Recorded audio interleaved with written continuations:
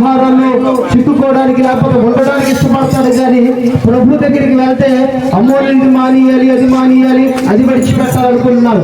కానీ యేసులోకి వస్తేనే నువ్వు నిజమైన ఆనందాన్ని పొందుకుంటావని మరి మధ్యాహ్న కాల సమయంలో మీకు తెలియజేస్తున్నాం. యేసు ప్రభువు వారు అంటారు, నా యొద్దకు రండి మీకు విశ్రాంతి కలుగును అంటున్నారు. ప్రియమైన వాళ్ళరా, మీరు వింటున్న ఈ గ్రామ ప్రజలారా ఒకసారి ఆలోచించండి. ప్రభు పిలుస్తూ ఉన్నాడంటే ఆయన అవసరం కాదు, కానీ నీకు ఆయన అవసరము. ఎందుకనంటే ఆయన లేకపోతే నీవు నేను నరకంలోకి వెళ్ళిపోతాం. కనుక యేసు ప్రభుల వారు 2024 సంవత్సరాల కిందట మానవదారిగా వచ్చి మరి దేవుడికి మనుషునికి మధ్యవర్తిగా ఆయన వచ్చి ఆ తండ్రితో సంధి చేయడానికి, సమాధాన పరచడానికి లోకానికి ప్రభు వచ్చి ఉన్నాడు. కనుక ఏంటి సమాధానం అంటే ప్రతి మనిషి కూడా బైబిల్ గ్రంథంలో వాక్యము సెలవిస్తుంది, పాపము చేసి దేవుడిచ్చిన మహిమను కోల్పోతున్నాడు అని వాక్యము సెలవిస్తుంది. ఏంటి మహిమ కోల్పోవడం అంటే ప్రతి మనిషి పాపం చేయడం వల్ల పరలోకానికి వెళ్ళటం లేదు.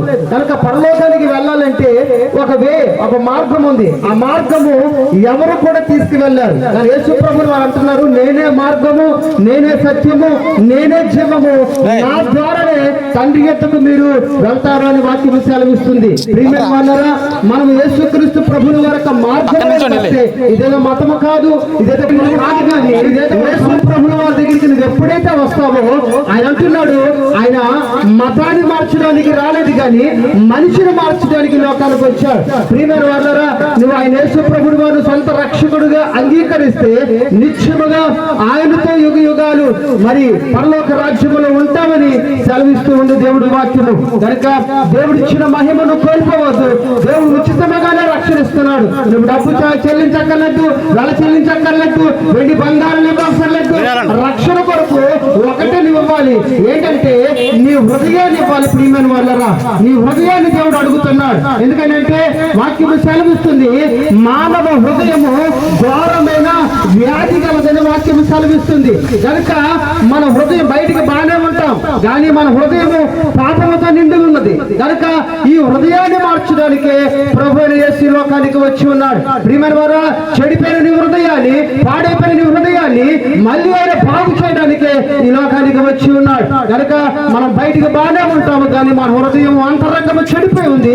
ఆ చెడిపోయిన బట్టే మన పాపము మన నరకానికి తీసుకెళ్తుంది. ఎవరో నిన్ను నరకానికి తీసుకెళ్ళట్లేదు, ఎవరో నిన్ను నరకంలో పడిపోవట్లేదు.